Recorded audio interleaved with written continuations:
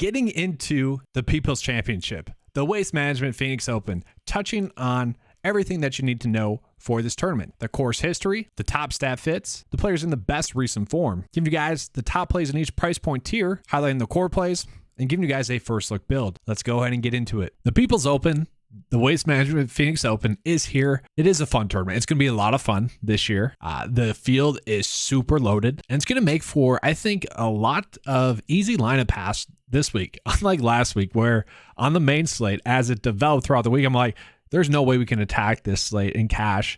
It's one in which I was like, all right, let's pump the brakes. Let's not play too much, which ended up being huge. And now this week is why we did that, because this field is loaded. It should be just a phenomenal week in terms of lineup construction. And so just getting into it, there are going to be a lot of golfers with great course history. So Patrick Cantley's number one, only had one start here in the last 4 years. That was the second place finish last year. Seth Tagala, third place finish last year. Those two only have one stars over the last 4 years. Remember, we look at that because that's when the course history data is the most significant. From there, Justin Thomas, just excellent course history. 8th, 13th, 3rd, phenomenal.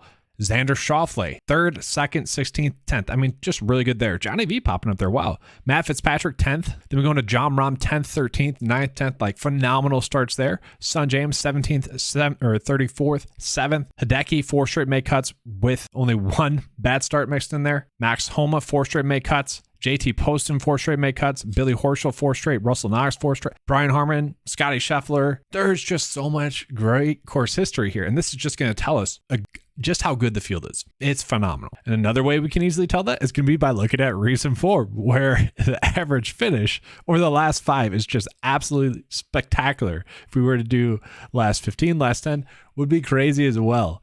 Let's just do it by last 5, just out of curiosity.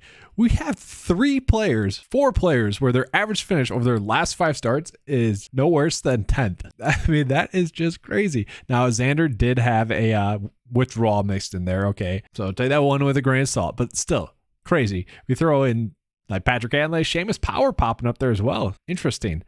Joel Damon popping up there. It's just so many great players with great form. Okay, and then just looking at it overall, obviously Rory, John Rahm, Max Homa, Scotty. I mean, no shocks there, but we are seeing just how loaded this field is. Okay, just so many players coming in with great form. And so the key stats that we're going to be looking at this week, there's going to be strokes gained total as always, effective scoring as always, which is that 9 of 5 only stat, which really just measures a player's ability to both make the cut and then also upside. We're looking at good drive percentage, par 4 scoring. We're also looking at ball striking, total driving, strokes gained around the green as well. And I would say like the most unique one for this tournament is going to be good drive percentage. The average winner finished 13th in good drive percentage, which is a pretty eye-popping stat, especially when you're comparing it to like driving distance as well, which actually was popping up there a decent amount. Pretty much we are seeing long iron accuracy popping up there, wedge popping up. Like all these stats are kind of coming in together slightly to the point where just good golfers are winning the tournaments, which we have seen historically as well. Key stat wise, we can see all the players that are popping up stat fit wise. And the thing with it is, guys, Tom Kim has been so electric for his current start to the PGA Tour. That's no surprise he's ranking out number 1. Son James always popping up there as well. Tommy Fleetwood is a little bit shocking there. Patrick Cantlay then, Terrell Hatton as well. Tony Finau, Russell Henley, Rory popping up there. John Rahm 14th, and that's the biggest surprise. Corey Connors 15th. Like, the field's loaded. Okay, we get that. Let's go ahead and just get into the high tier. Okay, guys, so I've said this enough already. This field is loaded. This is going to be the make or break point here, and it's going to be so tough to like really just go in on one player. Now, thankfully, the field is loaded, so we are getting, and this sounds weird, John Rahm at a little bit of a discount at only $11K, because just given how he's played lately, he should be higher priced than this. Okay, John Rahm, key stat wise, ranked out first in 2 of the key stats that we're looking at, in effective scoring and good drive percentage, which is a little bit shocking there. Strokes gained total, top 15, and then par 4 scoring, top 10. So just across the board, he is going to be a good play. Ranked out top 10 key stat wise. Okay, we look at his course history starts. 10th, 13th, 9th, 10th. Just elite there. Number 1 specialist in the field. Guys, he has a 97% chance to make the cut. That is unheard of, okay? It's like dating back to my database, I don't ever remember seeing a golfer with that high of a make cut percent, okay? He's number 1 player in the model. It makes sense, but we are actually getting him at a cheap price tag. So I think he's actually someone we could be putting into our builds. Now, you might be asking yourself, Rory, can we play him? Yes, you can play Rory as well. His last 4 starts, worldwide included, first, fourth. He's getting slightly knocked as the 4th rated player in the 9 to 5 mile. Still a player that we want to be playing. There's no reason why he's getting knocked is just it's very tight on the top. Okay, so you could certainly play him. And why is he getting knocked? Well, because pretty much Xander Schauffele has a little bit more course history, and he's been playing extremely spectacular as well. And we can see that. Xander ranks out top 5 in recent form rank. Stat rank could be better. Top 20, but nothing alarming key stat-wise. Course history, 3rd, 2nd, 16th, 10th. Just phenomenal starts from Xander Schauffele, where if you include or don't include the Century Tournament of Champions where he had a withdrawal, where he was still under par, like he has just been playing some phenomenal golf. At the Farmers Insurance Open, he clearly didn't have his stuff, okay, like his A game. Still finished top 15. It's very difficult not to love Xander. He has an 89% chance to make the cut. From there, how can we ignore Max Homa? I mean, this is like the perfect Max Homa event, right? Course history-wise, 14th, 42nd, 6th, 26th. Great stuff there. That 9-5 stat, that effective scoring, top 10 in the field there. So I don't really have to worry about him as a play. Actually ranks or has a made cut percentage of 91%. Once again, like the biggest worry with him would be stat fit, only ranking out 22nd in the field. Nothing alarming there though. Like all good key stats. This field is loaded. So I'm not too worried about players that aren't ranking out the best stat fit wise. Overall, he ranks out 3rd in the 9-5 mile, and that's just mostly due to a great recent form, top 5 specialists in the field as well. And while I'm talking about it, here are the top specialists in the field. And once again, this is just pulling in all that specialist data for that tournament, all the key characteristics for that tournament. Okay, and what I mean by that is we're pulling in course designer, greens, location, length, scoring, type, weather, par, but we're also pulling in like green sizes, rough length, fairway length, rough height, all that weird stuff as well, bunkers, water hazards. We're all pulling that stuff up into a specialist rating. And so Max Homa ranks out top 5 there. The biggest issue that we are going to have this week is that you can literally make a educated decision as to why you should play anyone in this price point range. And so for GPPs, I think the route to go is literally going to be you're kind of going to need exposure to everyone here. And I know that's not really groundbreaking, but that is just how good of plays these players are. Like Sungjae Im ranks out top 10 in the 9-5 model. Had one bad start there at the Sony Open, which just seems to be a poor event for him. 3 straight make cuts at this tournament and a top 10 finish. Ranks out top 11 or better in specialist ranking, course history rank, and then stat rank. Recent form could be a little bit better, getting knocked because of that miscut at the Sony Open, but we have seen that might just be a tournament in which he's not good at.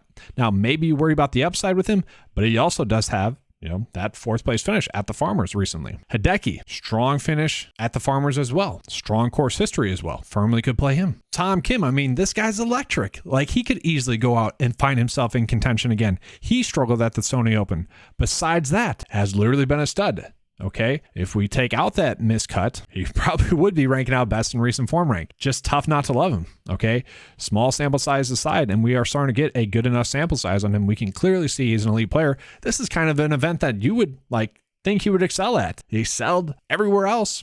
Doesn't seem to have a problem with the fans. Kind of actually gets motivated to play well with the fans. They're all so good. The only player that we might not be playing is Matt Fitzpatrick, who we found out during the week was dealing with an injury. And so kind of the theme, especially in these fields in which we have a lot of great plays on the top end, we just don't even need to bother with the player that's injured. And so he's like the only player in the high tier that we might not be thinking about playing. And even still, he didn't even play terribly, just had that one terrible round in round 3 and finished 77th. So I'm not saying play him, but I'm saying, if you ended up on him, I wouldn't blame you, I guess. So with that being said, with us ending up on so many players in the high tier, we're not going to be able to end on that many players in the mid tier. And you know what? I don't think we need to. Okay, and that's kind of the beauty of this week. So yes, Jordan, Cam Young, Sam Burns, those are all players that can win.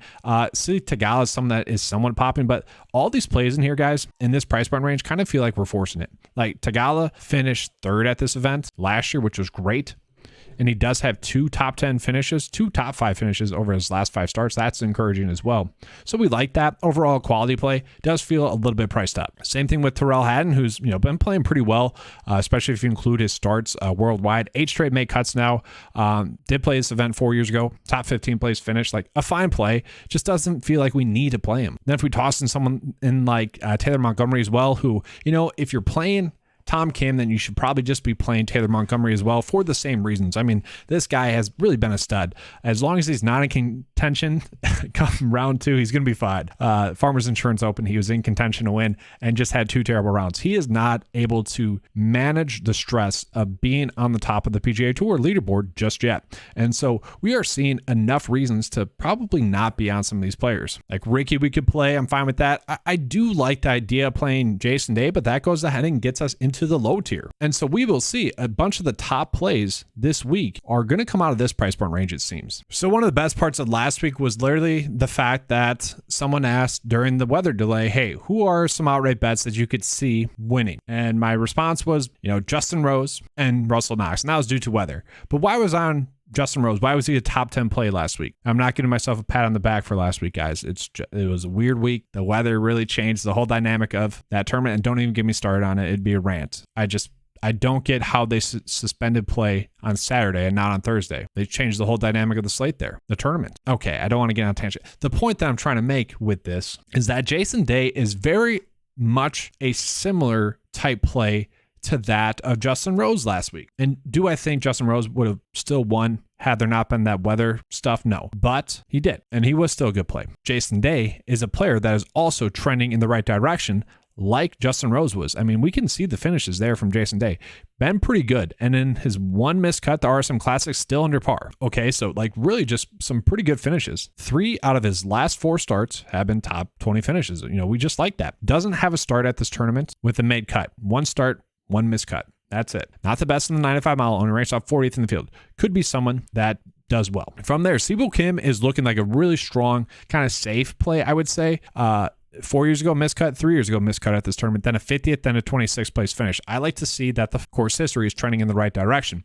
12 straight made cuts on the PGA Tour. Okay, ranks out top 20 in recent form rank, a quality play. But here is where we are getting into really the top end plays, especially in this price point range. Keegan Bradley is going to be a player that's going to be extremely tough not to love as a play. The only issue that we have with him, and it's an issue with some other players as well, is that Sony Open, miscut. Okay. Besides that, bounce back well at the Farmers, had played well at the Sanderson, the CJ or the Zozo Championship, not too good at the Century Tournament Champions. That's not a tournament that you would think he would play well at. Overall, though, he is someone that is really coming in as a strong price point play. He is someone that, across the board is just a quality play.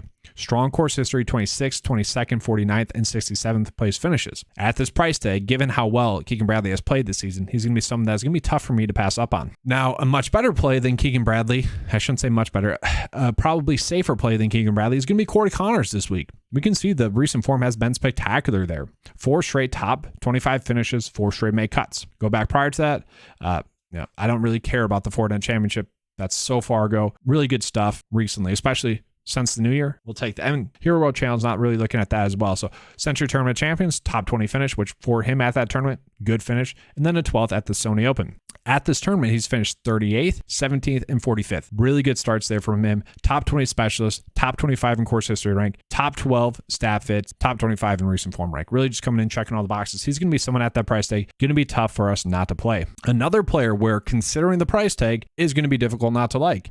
Now, the only issue that I have with Alex Noren is that we haven't seen that much of him.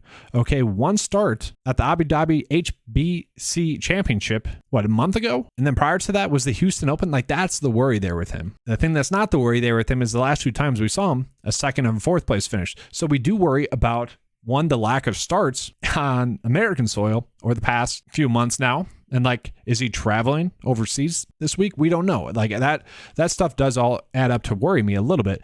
But if we look at his course history, 6th at this tournament last year, 44th 4 years ago. So 2 straight made cuts at this tournament. Ranks out top 20 course history rank. Stat-wise, could be a little bit better, but still not bad. Recent form rank, top 20 in the field. Overall, ranks out top 20 in the 9-5 model as well. So did Corey Connors. I wish we had a more recent start with him, and that's what makes him risky. But at this price tag, is certainly an appealing play. And then we also have so many good plays here as well. Seamus Power we could look at.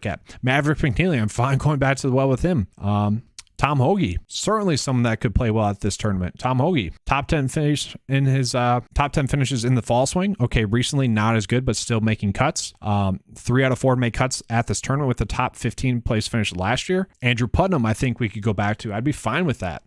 Brian Harmon's a play that let us down at the American Express, which is funny because he's shot minus 8. Okay, that's a tournament in which high variance tournament. We're through the stretch of high variance tournaments. We are now into the stretch of more predictable tournaments, which thank goodness. So Brian Harmon at this tournament, 14th, 36th, 49th, and 39th place finishes. Obviously, some really good stuff there. Finished 79th at the American Express. Not a terrible finish, but not elite. 32nd, 16th, and 2nd prior to that. If you go back further, 2nd, 23rd, 15th, had been having good starts in there. Overall, a pretty good stat fit. Top 30 in the field, top 30 course history rank, top 15 specialist rank, top 15 recent form rank. Overall, top 20 playing the 9-to-5 model. GPP wise, I think I'd be fine playing him. I do tend to hesitate to play players coming in off of a miscut in cash builds. But at this price tag, we might almost be forced into playing him. Russell Henley, Keith Mitchell, those are two good plays. Chris Kirk, another good play. JJ Spawn, wouldn't be surprised to see him make the cut. Christian Bazoo now and Adam Hadwin. Okay, there is so many good plays in this price point range. Trey Mullinax really got hurt by the weather and had a withdrawal. Had a good tournament going before they decided not to delay the tournament on Thursday. Could end up on him. But really kind of standout play in this price point range, and I hate when this happens. I kind of do. It's JT Poston. Because JT Poston is looking like one of those plays that we are just going to be forced into playing. And I say this enough, but more times than not, it rewards us and rewards us really well. Course history-wise, 23rd, 11th, 37th, 26th. 4 straight make cuts. Love that there with him. Key stat-wise, ranks out top 15 in the field. Okay, obviously right there. His last 4 starts, 6th, 21st, 21st, 21st. We look at his miscut at the Makoba, that's fine, -1. I don't really care about these starts that are way months ago.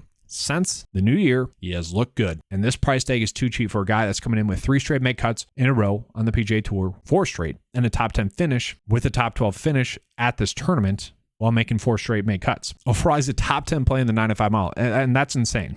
Okay. That's because of the good course history and the good recent form. And the predictability should be there for him to make the cut. He is someone that I think we are just going to be forced into playing. So now we get into the value tier. And you guys want to know the most frustrating part about last week is that the value tier did really well. Mark Hubbard found himself in contention. Peter Malnati almost won. And a lot of those value plays that we were on were paired with Andrew Putnam, Maverick McNeely, Jordan Spieth, who didn't play well. A couple of Justin Rose ones and a couple of Victor Hovland, but man, such a tilting week last week. And just touching on it, I'm not someone that's mad at the PGA Tour.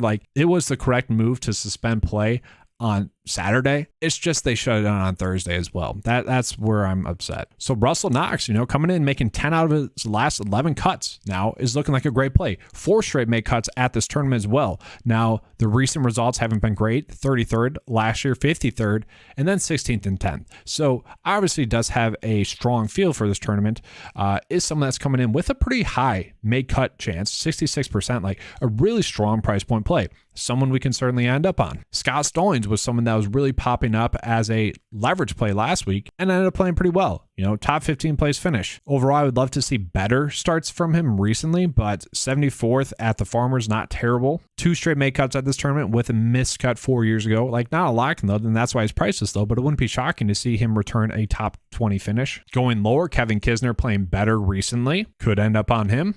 2 straight make cuts at this tournament. I think we are probably going to get a make cut out of him. Sam Ryder, a GPP only play, but 4 straight make cuts at this tournament. And look at that. He has been so hit or miss. And it's just interesting to see how he respond. And he hasn't been hit or miss. He was under par at the American Express, even par at the Sony, and under par at the RSM Classic. Okay. Not terrible starts, but obviously they need to be better. Mixed in there are 2 top 10 finishes. GPP only play. I don't think he's going to be great mentally coming into this tournament. We'll see. Would it be shocking to see Jonathan Vegas play well this week? Not at all. Okay. 25th in his last start, miscut at the American Express, 1 bad round, -8 still there, 79th. And if we look at his last 4 starts, 25th, 79th, 80th, and 49th, he also had a top 10 finish at this tournament 4 years ago, which is a long time, but we're shooting for upside there in the value price point range, and he could certainly give that to us. Honestly, I worry about the grind of last week's tournament, but Peter Malnati could be an okay play, 4th and 20th over his last 2 starts. Not ranking out the best, ranks out 61st or 64th in the 9-to-5 mile as someone that's going to be right around a make cut, so not elite, but okay. And so this is just an example of a lineup you could put out there and feel perfectly fine with it. And that's the thing this week is that we have so many great plays. Now let's go ahead and get into the core plays, and then I'll give you guys the actual first look build. Now, core play number 1 is just simply going to be Jon Rahm. He's just the best play on the board, and I think people are probably going to overthink it a little bit too much. In simple, we are getting a make cut most likely. Okay, 97% chance to make the cut. He has just been on a tear. We look at the last 5 starts, top 4 in recent form. Look at the last 10 starts, top 5. Look at the last 15, top 7 in recent form rank. So overall, just really spectacular. Second best player in recent form rank overall. We can see just across the board, just spectacular. His worst finish at this tournament over the last 4 years was 13th. Recent form has been spectacular. 7th, 1st, 4th, 1st, 2nd. I mean, you can't top that. I think people are not going to be on him as much as they should be. And so thus, I think Jon Rahm is someone we should be trying to pay up for. Now, from there, I will be trading Xander as a core play as well. Just a spectacular play. Ranks out second best in the 9-to-5 model. We can see the recent form has been spectacular, minus that withdrawal. Course history-wise, 3rd, 2nd, 16th, 10th. I mean, just spectacular there. Stat rank could be a little bit better, but overall, I'm not too worried about that. Nothing too alarming stat fit-wise. I guess if he struggles, that'd be the reason why, but really just a strong play across the board. And then Max Homa. I think Max Homa is just going to be a spectacular play that we cannot not try to play. We can see 1st, 3rd, 23rd, 20th, 1st, 5th, like just spectacular starts from him. Course history wise, 14th, 42nd, 6th, 26th. Like we want to be playing these guys. Okay, so it's going to be a tournament in which I do think we might just want to load up on, and this is the tough part because obviously we want to pay up for Jon Rahm, but we might just want to load up on like these players in this price point range because they're quality plays as well, and maybe do more of a studs and duds approach. The one thing we know is we're going to be skipping over that mid-tier price point tier. So from there, the next core play for me is going to be Corey Connors, who's just really standing out as a play this week.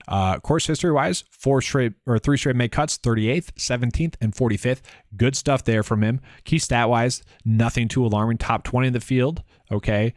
Recent form wise, 12th, 18th, 23rd, 25th. Just good stuff there from Corey Connors. Chances are, he's going to make the cut. He is typically just a made cut maker. That is who he is. Okay. Top 20 in specialist rank as well. So like really just coming in as a strong play across the board. And then the last core play is going to be JT Poston, who to me just at this price tag is someone like we just kind of need to play, I would say. Look at his course history, 23rd, 11th, 37th, 26th, just great stuff there. I mean, if we can get, let's say his worst finish at this tournament, 37th at 7.3, I would take that any day of the week at 7.3. Why not? And the recent starts have been great. The weird stuff is the 3 straight top 21 finishes. Like what? Finishing 21st, 3 straight tournaments. Like that is weird. And then a 6th place finish. So really just good stuff there from JT Poston. Obviously playing a lot better recently. Just at this price tag, someone that we are just have to be ending up on. So this is what it looks like with those core plays. Obviously we can't make that work. So let's go ahead and try to make an optimal lineup based off of this. All right, so here's what it's looking like. Let's go ahead and put this into the 9-to-5 lineup tool just to see how it projects. All right, so here's what it's looking like, guys. And this is what's the insane part about this field is and what this tournament is. It's like, one, this lineup will work for both FanDuel. It's the make cut percent, 81% chance. I mean, that is just crazy. This field is so loaded with quality plays. Okay, we can make so many good builds. Look at the average mile rank of this build. Top 10. Like that is just unheard of. Okay, this is basically a major field, but we're playing at a slightly more predictable course. And so I guess I would say it's more like the Players' Championship, where yes, the field's so loaded and maybe the Super Bowl and whatnot and more drunk fans, maybe that creates more variance, but I don't think so. I think this is going to be a week in which we can attack because we are going to be able to get a lot of easier lineup pass. And with no football coverage too much this week, I know the Super Bowl is going on, but at the start of the week, there's going to be less people, or there's going to be more people coming in this week than there typically are. So like, it's just so easy to make a good build. So yes, this is what it's looking like. There's obviously a lot of different ways. I want to be able to fit Jon Rahm into my builds because it's going to be easy to.